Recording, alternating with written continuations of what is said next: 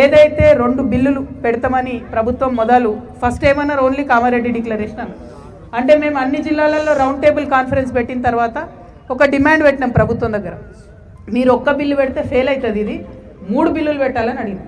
ఒకటి విద్య కోసం పెట్టాలి, ఒకటి ఉద్యోగాల కోసం పెట్టాలి, ఒకటి రాజకీయం కోసం పెట్టాలి, 3 బిల్లులు పెట్టాలని అడిగినాం. లాస్ట్కి ప్రభుత్వం కూడా చర్చలు చేసి 2 బిల్లులు పెట్టింది. ఒకటి రాజకీయం కోసం, ఒకటి విద్యా ఉద్యోగం కోసం. అయితే ఇక్కడ ఉన్న మేధావులు బీసీ బిడ్డలు ఆలోచించాలి. మనం రాజకీయపరమైన బిల్లు గురించే మాట్లాడుతున్నాం, విద్యా ఉద్యోగం అక్కడనే ఉన్నది, దాని గురించి అసలు పట్టించుకుంటలేము. దాని గురించి కూడా విద్యార్థి నాయకులతో ఖచ్చితంగా మనం ఉద్యమాలు చేయించాలి, కొత్త కొత్త సంఘాలు పెట్టించాలి. ఎట్లయితే తెలంగాణ ఉద్యమంలో 2001 నుంచి 9 లోపల కొత్త సంఘాలు పెట్టినాం, ఇప్పుడు అట్లా జరగాలి బీసీ సంఘాలల్లో. అట్లా జరిగితేనే ఉద్యమం అన్నది బలపడే ఆస్కారం ఉంటుంది. సరే పెట్టిండ్రు, పెట్టినాక ఏం చేసిర్రు, ఈ బిల్లులు పాస్ అయ్యి ప్రెసిడెంట్ దగ్గరికి పోయినాయి. ప్రెసిడెంట్ దగ్గరికి పోతే ముఖ్యమంత్రి గారు ఎన్నోసార్లు ఢిల్లీకి పోయొచ్చారు, కానీ ఒక్కసారి కూడా నరేంద్ర మోదీ గారిని బీసీ బిల్లు పాస్ చేయమని అడగలేదు. ప్రెసిడెంట్ దగ్గరికి మన అఖిలపక్షం తీసుకుపోతా అని ముఖ్యమంత్రి గారే చెప్పారు, తీసుకుపోలేదు. వీటి మీద మనం బలంగా అడిగినాం. అడిగిన తర్వాత ఏం చేసిండ్రు, తాత్సరం చేసుకుంటా పోతే మీ అందరికి గుర్తుంటుంది, ఖచ్చితంగా రైలు రోకో చేస్తాం, ఢిల్లీ నుండి ఇక్కడికి తెలంగాణ నుండి ఒక్క రైలు కూడా ఢిల్లీకి రానియమని చెప్పి రైలు రోకో అనౌన్స్ చేసినాం. మనం అనౌన్స్ చేయగానే ఆర్డినెన్స్ పాస్ చేసి, మరి ఆర్డినెన్స్ పోయి ఎక్కడ ఇరుక్కుంది, గవర్నర్ దగ్గర ఇరుక్కుంది. బిల్లు పోయి రాష్ట్రపతి దగ్గర ఉంది, ఆర్డినెన్స్ పోయి గవర్నర్ దగ్గర ఉంది. మరి చేయాల్సిందే మరి ఈ 2 పనులు కూడా ఇప్పుడు కేంద్రంలో అధికారంలో ఉన్న వాళ్ళు చేయాలి.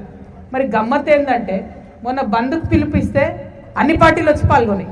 నాకు నవ్వాలని ఏడవాలని అర్థం కాదు. బీజేపీ వచ్చింది, బీఆర్ఎస్ వచ్చింది, కాంగ్రెస్ వచ్చింది, ఉన్న పార్టీలన్నీ వచ్చినాయి. సరే ఫోన్లే, మనం తెలంగాణ బిడ్డలం కాబట్టి అందరం కలిసి చేసినాం అనుకుందాం. కానీ దాంతో ఏమైంది, ఎవరి మీద కొట్లాడాలి మనం, ఇప్పుడు ఎవరి మీద ఉద్యమం చేయాలి? ఆనాడు తెలంగాణ ఉద్యమంలో ఏం చేసినాం, పోయి మనం మంత్రులు ఇల్లు ముట్టడించేది ఉమ్మడి ఆంధ్రప్రదేశ్లో.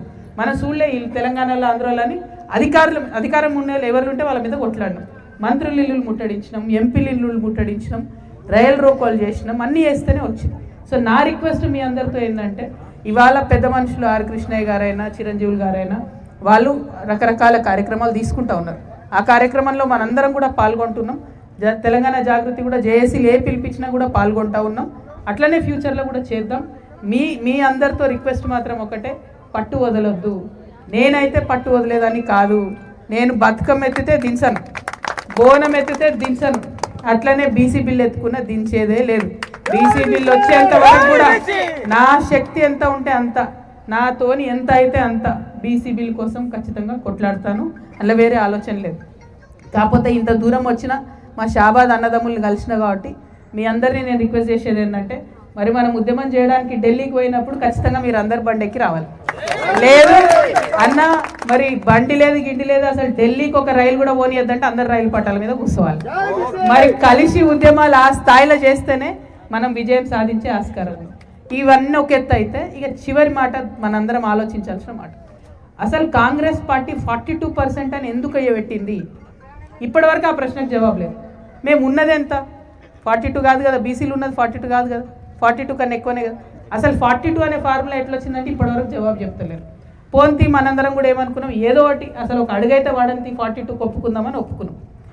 ఇప్పుడు నేనేమంటా అంటే, మీరు ఇందాక ఒక మాట అన్నారు, ఎక్కడ వేరే కులాల వాళ్ళు ఎవరు నిలబడ్డా వాళ్ళని ఓడిస్తాం, దానికోసం బీసీలు అందరం కూడా మనం నామినేషన్లు వేద్దామన్నారు. మంచి ఆలోచన. కాకపోతే ఒక ఆడబిడ్డగా, ఒక ఇన్ని రోజులు ప్రజా ఉద్యమాలు చూసిన వ్యక్తిగా, ఒకరిని ఓడిస్తామని చెప్పి మనం ఎప్పుడు పోటీ చేయదు, మనం గెలవాలని పోటీ చేయాలి. ఆ ఐక్యత సాధించుకుంటే ఏమవుతుందంటే, ఇప్పుడు ఒక్కరినే బీసీ నిలబెట్టాలి మనం, మళ్ళీ 10 మంది బీసీలకు నామినేషన్ వేయదు, అవతలడు ఆటోమేటిక్ గెలుస్తుంది. సో అది చేయండి, మనం గెలవాలి.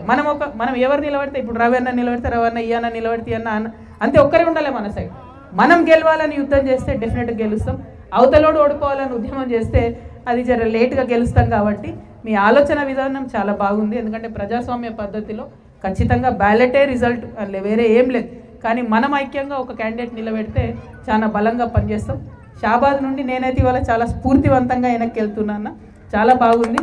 ఈ స్ఫూర్తి ఇలాగే కొనసాగాలని చెప్పి మనస్ఫూర్తిగా కోరుకుంటూ, మా షాబాద్లో ఉన్నటువంటి మా తెలంగాణ జాగృతి నాయకులందరూ కూడా సహకారం అందిస్తారని కూడా నేను తెలియజేస్తా ఉన్నా. ఇక రెండో విషయం ఏంటంటే, మా తెలంగాణ జాగృతి ఇంకా పార్టీ కాలేదన్న, మీరందరూ కూడా పార్టీ అయిపోయిందని ఫిక్స్ అయిపోయినట్టున్నారు మైండ్లో, కానీ ఇంకా పార్టీ కాలేదు. అయితే నేను బీసీల పక్షాన ఇప్పుడు ఎప్పుడైనా ఉన్నా అన్న, నేను ఒక 4 ఏళ్ల కింద మహిళా బిల్లు పాస్ చేయాలని చెప్పి ఢిల్లీలో ఉద్యమం చేసిన సందర్భంలో ఆనాడే కమిట్మెంట్ ఇచ్చిన నేను మహిళా బిల్లు పాస్ కావాలి, ఆ తర్వాత బీసీ బిల్లు కోసం కొట్లాడతాను ఆనాడే కమిట్మెంట్ ఇచ్చిన. ఆనాడు నేను బీఆర్ఎస్ పార్టీలో ఉన్నా, బీఆర్ఎస్ పార్టీలో ఎమ్మెల్సీగా ఉన్నా, అప్పుడు ఇచ్చిన కమిట్మెంట్. ఇప్పుడు నన్ను బీఆర్ఎస్ పార్టీ సస్పెండ్ చేసిన తర్వాత కూడా నా కమిట్మెంట్లో మార్పు లేదు. ఎందుకంటే తెలంగాణ సమాజానికి కావాల్సింది ఏంటంటే ఖచ్చితంగా బీసీలకు రాజ్యాధికారం రావాలంటే ఇది మొదటి అడుగు అంతే. ఏది లోకల్ బాడీ ఎలక్షన్స్